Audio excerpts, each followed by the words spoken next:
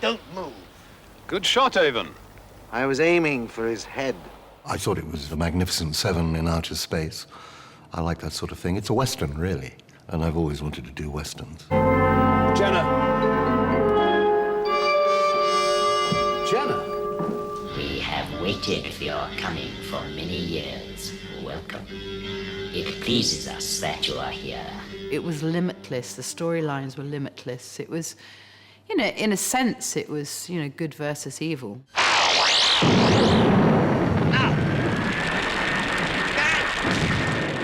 It was a sort of Dirty Dozen in space. I think that was the idea originally, but it became more like Robin Hood in space. Come on, Blake. You don't want to die on your back. It was a bunch of supposedly criminals doing good. Were we terrorists or freedom fighters? I'm sorry, that's up to the audience to decide. In 1977, millions rooted for the Rebel Alliance against the Empire in Star Wars.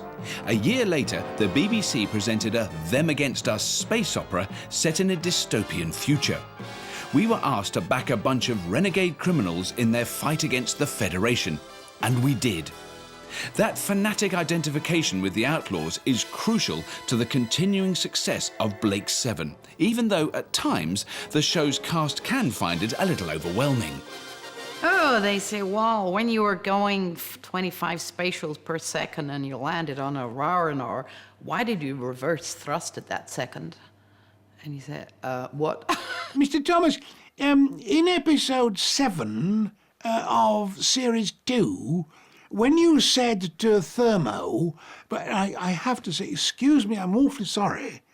I can't remember episode 7 of series 2, let alone what I said. It's 28 years ago. In 1975, in a BBC production meeting, Blake Seven's dark imagining of the struggle of good against evil was improvised by Terry Nation. Having already created the post-apocalyptic survivors and the country's favourite bogeymen, the Daleks, Nation had a habit of putting accessible and entertaining dark matter in front of a family audience. He wrote for Tony Hancock, for example. He wrote for the Avengers. Survivors, did you ever see Survivors? It was a magnificent idea. Blake Seven was so clever because it was the first series where you had this hero who was an anti-hero. Terry Nation's anti-hero would occupy a slot in the schedules previously filled by the cop show Softly Softly. But Blake Seven also inherited that show's budget. Being science fiction, that would challenge the producer David Maloney and series directors Michael E. Bryant, Veer Lorimer and Pennant Roberts. This was going to be a horrendous challenge because now you're being asked to do the equivalent of 2 Doctor Who episodes in what we used to term a long day and a short day in the studio. That's to say recording 50 minutes in a day and a half. Blake Seven shared its TV genes with programmes like Doctor Who, Doomwatch and Survivors. But Hollywood blockbusters like Star Wars had raised the bar for special effects. That made life difficult for TV's special effects designers like Matt Irvin. Blake Seven was done at a time when Star Wars, or the first, original and best 3 lots of Star Wars was done. I can actually remember producer Dave Maloney coming in saying, I've just seen this new film. It was Star Wars. Oh, yes. Oh, we want effects just like that. And me and Ian Scoons, my colleague at the time, who we were both effects designers on it, we looked at each other and said, well, yeah, great, give us the money. We never quite got the same sort of money that Star Wars had got. If the special effects in Blake Seven couldn't compare to the bigger budget science fiction movies, then their creators would have to play to their strengths and concentrate on character and story. Chris Boucher, who had previously written for Doctor Who, was brought in as script editor and set to work on Terry Nation's original draft scripts. He said it was Robin Hood in space. I said, and worked, beavered away in the background to turn it into Che Guevara in space.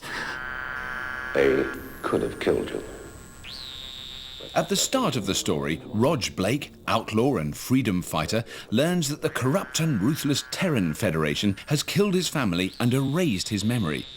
To carry all this darkness lightly, the BBC went looking for a talented leading man with charisma to spare. In Shakespearean actor Gareth Thomas, they got what they needed.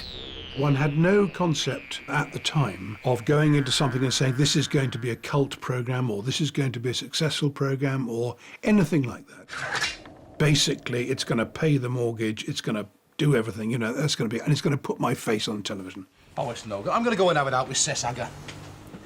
Gareth Thomas's CV at the time was a list of the best in TV drama, but playing bit parts and supporting characters. Blake Seven gave him his first shot at a starring role. The accused has been found guilty. Falsely accused by the Federation of child molestation, Blake is exiled to the prison planet Cygnus Alpha after a show trial. In the holding bay before transportation, he meets two of his future crewmates. First, the cowardly petty thief Villa, played by Michael Keating, who tries to lift Blake's distinctly 70s-looking digital watch. Easy, take it easy. I hate personal violence, especially when I'm the person. Who are you? I'm Villa Reston. Villa is, I think, not a coward. I think he's just very careful. He's a survivor. He was a thief.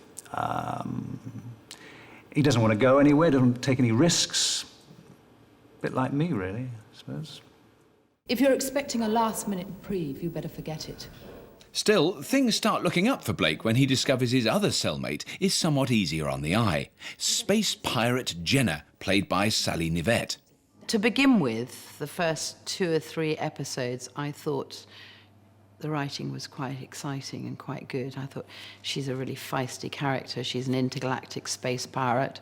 She's the only one who knows how to drive the Liberator. She's been a freedom fighter, and she's her own person. She's a strong individual.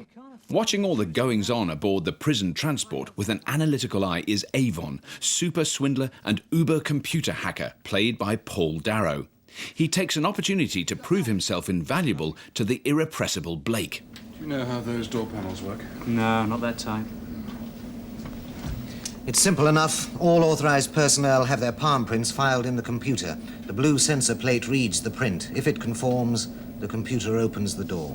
He was completely focused on self. He joined the gang, as it were, because he had nowhere else to go. We hanged a dozen wrongdoers last week. What's so special about this lout? Paul Darrow had made a decent career out of playing baddies in TV shows like The Saint and Z-Cars. He even played the Sheriff of Nottingham in The Legend of Robin Hood. Back on board the prisoner transport, the necessary brawn required to seize the ship was provided by Strongman Gann, played by David Jackson. Look, we only need the hand. If you want to stay attached to it, do as you're told. While Blake and the other prisoners prepare to overpower their guards and commandeer the ship, the Federation crew are preoccupied with an apparently abandoned alien vessel. I don't believe it. Blake's uprising fails, and he, Avon, and Jenna are forced at gunpoint to board this intergalactic Marie Celeste, which, fortunately for them, is both empty and fully functional. I think what we felt was that the Liberator had to be stylish in a sort of supercruiser, but at the same time, it could not be a invulnerable supercruiser, otherwise that would actually take the drama out of the conflicts which our intrepid heroes would have to fight against. Try that one. Now, all Blake and his fellow conspirators aboard the newly named Liberator need is for experienced pilot Jenna to fly them to freedom, except she can't work out how. But help is at hand in the form of prissy onboard computer Zen, played by Peter Tuddenham. Welcome, Jenna Stannis. Who is it? Zen. Welcome, Rog Blake. Where are you? Show yourself. Blake. This is your reference point. I saw these computers as a sort of people, really, rather than mechanical instruments. And I try to vary them, give them different personalities. And Zen, I gave a sort of like a very staid solicitor type, very laid back, knowing everything, perfect, you know, that sort of thing. The navigation units will accept your spoken commands. Please state speed and course. I want a course for the Earth Federation penal planet Cygnus Alpha. Blake's first instinct is to rescue the others. He springs Gann and Villa and goes straight to the top of the list of the Federation's most wanted. When we can handle this ship properly, we'll stop running. Then we'll fight. Gareth had a great deal of credibility and energy and commitment. And I think that that was very important for Blake, you know, the outsider. Somebody who would be already been excluded from society and having to make a name for himself and gather around him a band of adventurers to explore the galaxies. So the renegade fugitives band together. Callie. My name is Callie. And on an early excursion, rope in kindred spirit Callie, a telepathic rebel warrior played by Jan Chappelle. Is he one of your crew? Did she admire Blake's drive and purpose, or Avon's nifty weapon? I've had a gun on you the whole time. You were dead as soon as you broke cover. The main props that was used in virtually all the episodes, on board the Liberator particularly, was the Liberator gun, the guns that the cast inherited. They found them on board. But there was one flaw that Muggins seemed to inherit when he first started working on the programme. These packs, which obviously have the batteries in it, I'm giving away a secret there, used to have jack plugs in them, and jack plugs will pull out. And I found that they would pull out just slightly enough to short out the batteries. So there will be Blake and Jenna and everybody, there you go, da-da. Oh, it's not working. Because the batteries have been shorted and were dead, new batteries. So my main contribution to Blake 7 is actually, again, these are lockable plugs. You plug them in, they don't come out until you push the little button. So now the crew can go around killing anybody they want to do, you know, for as long as they want to do. Tiny budgets didn't just mean malfunctioning weapons. Lack of cash and BBC thrift combined to create the legendary Blake 7 sets. Ethan, what are you doing? Set apart.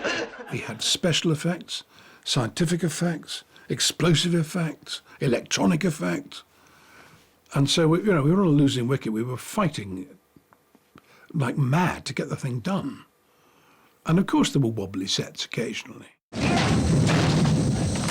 These pieces of sets got recycled all the time. But that bit of flattage, which has become the Liberator corridor, and is all now patterns and silver and black and whatever that fits in the Liberator, it could have been in The Good Life or whatever. It could have been the interior of Tom and Barbara's kitchen the week before. You got it worked out, yeah? Educated guesses. Now, miniature models are one thing, but having actors walk out of a full-scale model on location is the stuff of blockbusters. So thankfully for the show's meagre resources, the wearer of one of the Liberator's transporter bracelets could be beamed down to and back from any nearby planets. Handy. And perhaps a neat homage to Star Trek? This would be worth a fortune to the Federation. We had, I think, something like 48 bracelets when we started, the first series, and they were supposed to be in a rack. I think by the time we got to the end, we had 2. Where do the bracelets go? They go on the actors' wrists. Boom. End of the scene. OK, break, lunch. They wander back to their dressing room. It's either dropped off or they, don't want to go to the canteen. Put it on the shelf. Forget it. Have you got another bracelet? Oh, all right, you've lost your bracelet. In fact, Fortunately for the hard-pressed design crew, Blake 7 was hugely popular with children, and an easy solution to the problem of missing bracelets was provided by Blue Peter's Leslie Judd. The outer covering, which is made, in fact, of plastic, a plastic bottle like that is ideal. They'd shown kids, hey, you can make your own Blake 7 teleport bracelet, piece of cardboard and some sticky back plastic. You've got to have sticky back plastic if it's Blue Peter. And they made these cardboard transporter. We did the same thing. I went to some of the guys and say, look, quickly, cardboard tubes, same size, they never know. Well, in fact, my Blake 7 bracelet doesn't have all the powers of the real thing. I think it's a jolly good copy, though. What do you think, Pete?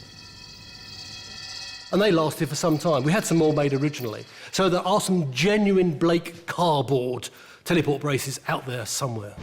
understand there's no response from the ship. Perhaps these bracelets don't work anymore. We can't hold on. The original bracelets could beam the crew down to a variety of bleak-looking alien worlds, which were strangely similar to quarries just off the M40. Doctor Who went to Tenerife once. I think the furthest we got was Bamborough. There was one occasion, I can't remember which pit it was, when the director said, cut, what's that noise? And sent the young runner. He said, go and find out what that noise is over there. This young lad rushed across, comes back and finds, I'm terribly sorry. He says, they're around the corner. It's Doctor Who. You know, I mean, mad. If Blake 7 was indeed Robin Hood in space, then the Sheriff of Nottingham character, in pursuit of the outlaws on the moral high ground, was the Federation Supreme Commander, Servalan. Blake has command of a superb space vehicle, but he is just a man, backed by a handful of criminals, and that is all. Servalan was originally intended to appear only in a single episode, but was such a potent character she became a regular, seeking, locating and destroying, aided by her dirty work deputy, Commander Travis, originally played by Stephen Grief.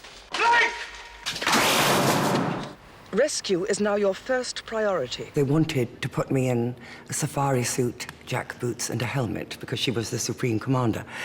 So as you remember, I had very short hair at the time, so I said, well, if you do that with this haircut, you might as well cast a man. And I think it would be much more interesting to go in the opposite direction and make her incredibly feminine. I thought it was ludicrous in certain cases where she was in a ball gown and high heels running across sand, but that was part of the charm of the programme, I thought. You hesitated. My life was at risk and you hesitated. Well, some people say she was a psychopath. I'm sure she wasn't. She was the girl next door, really, depending on where you lived. But she was great fun to play. Under pressure to eliminate Blake, Servalan and Travis are also tasked with finding Aurak, the most powerful computer in the galaxy. Not particularly compact by today's standards, but portable in a beer crate kind of way. Blake, of course, beats Servalan and Travis to it. The interesting thing about Aurak is, although he was a lump of perspex with coloured and some rings of lights in him flashing around, it was Peter Tuddenham's voice that made Aurak. The idiosyncratic syntax of riddles interests me. They seem to depend for their effect on solecisms and grammatical discrepancies. Eh? Aurak, I saw him as a little fussy little bank clerk who wore a bowler hat and had a rolled-up umbrella on his arm, even though it was very, very hot weather. That sort of thing. Very fussy. Is yours fully switched on? Of course I'm properly switched on. By the end of Series 1, the show was regularly pulling in audiences of 10 million. And for the cast of relative unknowns, this meant newfound fame. I think the first time I realised his success was when I was trying to get a cheque cashed in a bank in Scotland, actually. And I went in and I didn't have any identity on me or a bank card with me. And I gave this cheque, and the woman said, no, can't possibly, you haven't got any identity. And then two little faces popped up from behind the sort of thing, and they started whispering. And she said, oh, no, that's all right. Yes, we can cash that for you. Are you in Blake 7? When I was asking my autograph in Harrods, which was very nice. And again, in the Palm Court room at the Plaza Hotel in New York. That was really good and impressed the bloke I was with. We went as a group for a meal in Covent Garden and one evening, and Edward Heath turned up. He wasn't Prime Minister at the time, with his 4 bodyguards. And they came over and chatted to us, and we said, well, we'd love to see your governor, and meet your governor. And he came over and said, well, he said, I've never seen Blake 7, but I shall certainly watch it next time. Nice to meet you. It was official. Blake 7 was a success. But halfway through Series 2, there were discontented voices coming from the set. And there's a massive difference between science fiction and fantasy. And I felt it was moving into fantasy. The second series had been. There were some weird things on planets with weird dressed up people and monsters and all this. And I thought, this has got nothing to do with the basic concept of them against us. Dissent within the ranks was spreading. Sally Nivette was about to mutiny as well. It became very clear to me quite early on that I was going to be a bit of a sort of sex symbol, something of a clothes horse. I mean, I remember we had a massive fight right at the beginning because they wanted me to have big hair and they wanted to dress me entirely in leather, sort of a bit like a Raquel Welch sort of look. And Gareth and I went to the producer and said, this is crazy. This is not what she's about. Very soon now, the Federation ships will know exactly where we are. Or at least, where we've been. Gareth always had a slight problem with the show in that some pretentious actors with whom he associated at some stage asked him why he was doing this rubbish. And it got to him. Well, maybe I just don't like crowds. By the end of the second series, or by halfway through the second series, I began to think it's not actually what I want. I've had better days. We must get him The BBC thought they knew how to keep him. They offered me more money, and I said, no, I'm sorry, I'm not interested in more money. I want to direct a couple, that's all. And they said no, and I said, fine, okay, excuse me, I'll go. Within 3 days of the end of filming on Series 2, Gareth was recruited by Trevor Nunn for the Royal Shakespeare Company. So how would Blake 7 be affected by its hero's departure? At the time, I was satisfied that as script editor I could walk on water. You present me with a problem and I can solve it. Doesn't matter what it is. In those times, so it wasn't really a problem. He was easily written out. Closely following Blake through the departure lounge was Sally Nivette, but she had a different destination. I took an A-level and I got into university because the writing didn't change. And I think 2 years was about right for me. Series 3, without Gareth Thomas and Sally Nivette, opens with the Liberator under fierce alien attack. When the crew abandon ship, do you know what? Blake and Jenna are gone and officially listed as missing rather than dead. On the repaired Liberator, the crew have 2 empty cabins to fill. One by Josette Simons Dana, who seems to have a soft spot for Avon, and the other by Stephen Pace's Tarrant, who seems to have a soft spot for Servalan. Gan is now gone, killed off back in Series 2. Blake 7 started out as an adventure show and ended up as a soap. And I think that's why it has a devoted following. Soaps tend to have devoted followings. And also with people who sort of admit, yeah, some of the acting's pretty poor and some of the writing is completely off the wall. But you kept tuning in for the strangeness of the people, particularly in Jacqueline Pearce's remarkable sustained performance as the dragon lady. You have Aurak. Avon, don't you see what that means? You tell me about it. She was the female version of him, if you like. But she was in the Federation, whereas he was a rebel. Except that he wasn't. He was a rebel without a cause. You and I could build an empire greater and more powerful than the Federation ever was. She actually asks him at one point, together we could rule the universe. And they go into a big clinch, and because she was quite attractive, wasn't she? And then he says, no, I'd be dead in a week. What a way to go. But she'd have him knocked off because he couldn't trust her. We would like to have seen it developed much more than it was. Because I think that's more interesting than having actors standing there saying, stand up by 10. You know what I mean? Relationships should be about relationships, always. Maximum power. Series 3 ended with a bang. Forced to trade Servalan, the Liberator, for the return of his captured crew, Avon can't help smirking when the galaxy's finest ship is blown to smithereens of balsa wood and sticky back plastic. Miraculously, Servalan escapes. The saga would continue.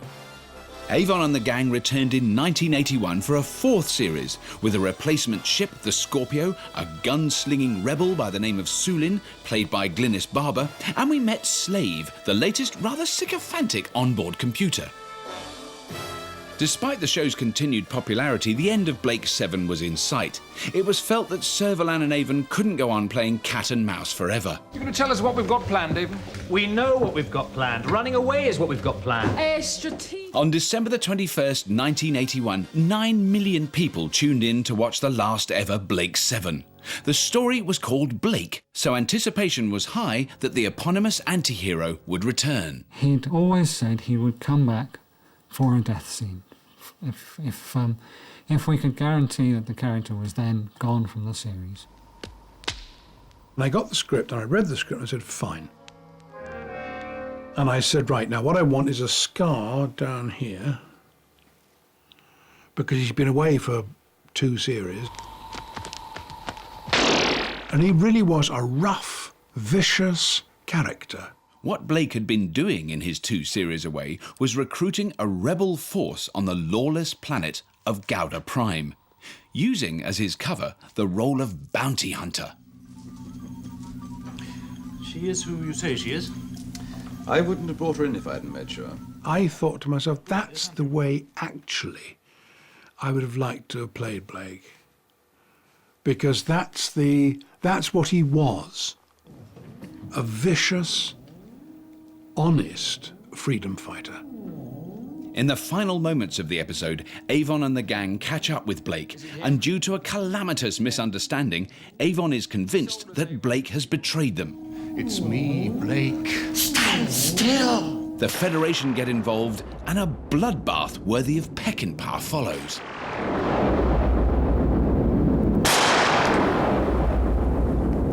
It reminded me very much of the last scene or last act in Hamlet, everybody dying.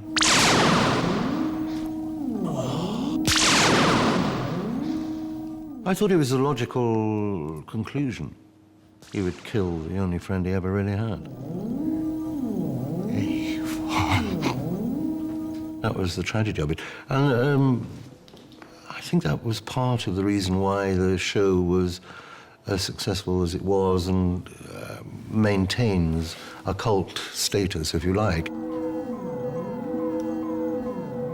My reputation among the fans as the man who killed Father Christmas, because the last episode went out, I think, on Christmas Eve or something like that.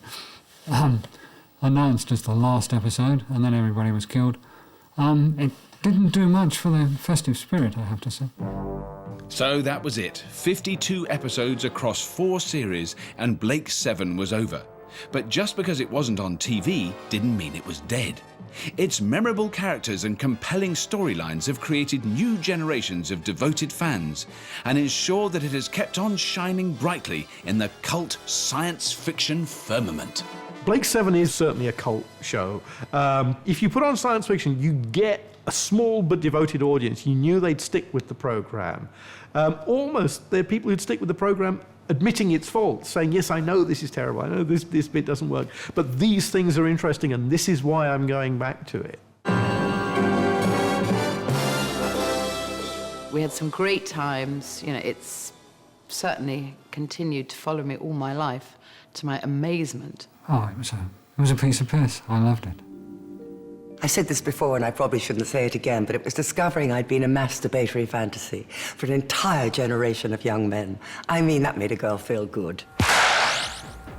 You get to beat up all the stuntmen who are black belts in karate or whatever, 9th Dan or something, but you win. Wonderful. I've never seen any of it. Enough, Nathan. I've never actually watched myself on television. So, no, I've never seen Blake 7. I've no idea. Take a long look.